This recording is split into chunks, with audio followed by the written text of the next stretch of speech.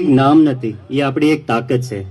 અને આપણી એ તાકાત કહીએ ને કે આ વખતે આપણે બતાડી દીધી કે સમાજનું સંગઠન શું કહેવાય. મિત્ર, આવા એક નવનીતભાઈ નથી પણ એવા હજારો નવનીતભાઈ હતા. આ તો હવે સોશિયલ મીડિયાનો જમાનો આવી ગયો છે એટલે કે આપણે ખબર પડી કે આવું કૃત્ય આપણા સમાજ ઉપર થાય છે.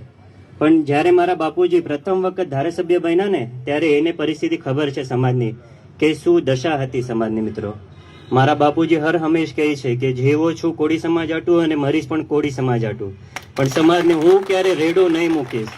એના જમણો અંગ બનીને હું હંમેશા ઊભો રહીશ. મારા મિત્રો, આપણે એમ કહીએ ને કે નવનીતભાઈનો વિડીયો એ લોકો કાઢતા હતા મિત્રો, પણ જે તે ટાઈમ પર જમાનો એવો હતો કે સોશિયલ મીડિયા નહોતું. એવા તો આપણા સમાજ ઉપર હરેકને મારીને વયા જતા કોઈ પણ આવી ને આવી સંગઠન હંમેશા હું માનું તો રહેવું જોઈએ. સોલંકી પરિવાર હંમેશા સમાજના પડખે જ ઊભો છે અને હર હંમેશ ઊભો રહેશે. તમને તો ખ્યાલ હશે કે મારા મોટા બાપાએ પણ કીધું જ છે કે ધોકો ઉપાડવું પડે તો પણ અમે ઉપાડશું. અમે ત્યાંથી આવ્યા છે મિત્રો. એટલે આજ સોલંકીનું અમારું ખૂન છે ને વીર વછરાજનું ખૂન છે, ધગધગતું હોય.